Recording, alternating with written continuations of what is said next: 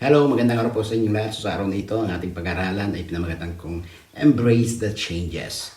Sa salita ng Diyos sa 2 Corinthians 3:18, but we all with unveiled face, beholding as in a mirror the glory of the Lord, are being transformed in the same image from glory to glory, as just by the Spirit of the Lord. So, ibig sabihin may mga pagbabagong nangyayari sa atin. Every day of our lives, God is changing us. God is transforming us into His very image. Kaya nga, everything that happen in our life bring changes sa ating mga buhay.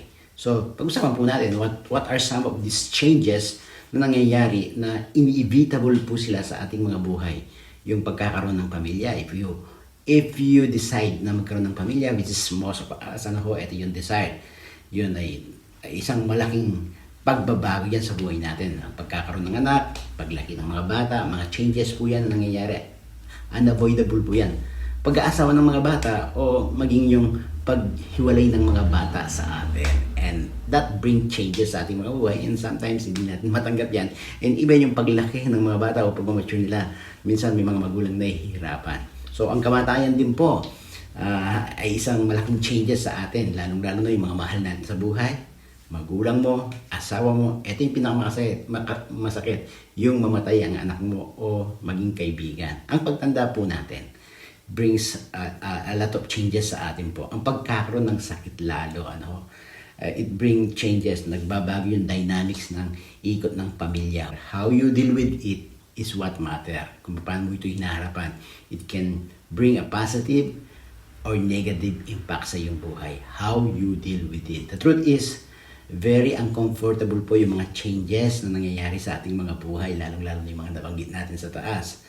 Bakit uncomfortable ang pagbabago? Una, ang pagbabago ay may kaakibat na advantage and disadvantage. Doon tayo takot, lalong-lalo na sa parte ng mga disadvantages.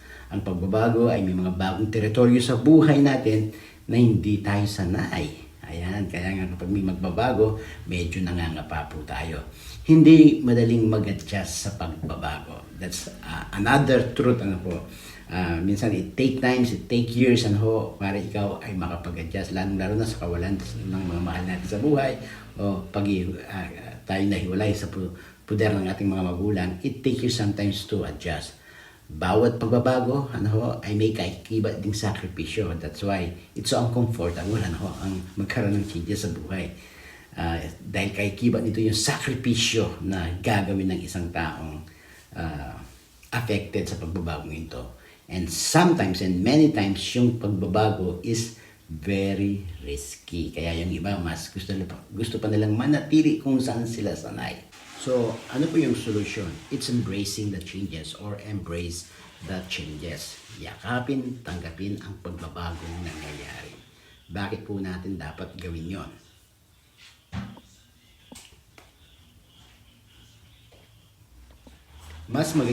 Mas magiging madali ang buhay. Yung bang feeling ng burden ay mawawala when you begin to embrace yung mga nangyayari sa iyong buhay. And number 2 reason, mas mabilis po yung pag-adapt at yung pag-move on. Kapag move on ka, nakapag-adapt ka, mas madali kang makadiskarte kung ano yung solution dun sa changes o problemang kinakaharap mo. And number 3, it gains strength and wisdom, or you will gain strength and wisdom as you embrace the changes. Angkinin, yakapin, tanggapin ang mga bagay na wala na sa control po natin. Live or learn to live with it as you go to that seasons of life ng mga pagbabago. At baguhin na lamang ang mga bagay na kaya mong kontrolin. Bakit po ipinapalabas ang mga punong yan na nakikita nyo sa ating background or video na naglaglagan ng mga dahon during winter? Ito po yung nangyayari for them to preserve yung nutrients, energy upang sa araw na o panahon ng taglamig o ng winter, may panlaban po sila against sa lamig. So, inaayahan po nila na malaglag ang mga dahon yan at matuyo para ma-preserve yung energy and nutrients, sustansya sa katawan nila upang may panlaban sila. So, it means, they know that winter is inevitable. So, they embrace the changes at nakakita po sila ng solution para ma-survive po nila yung winter ng buhay. they let their leaves dry and fall and leaves fall on the ground for them to survive. Ibig sabihin, they adapted dun sa panahon at dahil in-embrace nila yung changes, nagkaroon sila ng solusyon. Yun po yung mangyayari sa atin when we begin to embrace the changes in our lives. God bless you all po. Hope you have learned.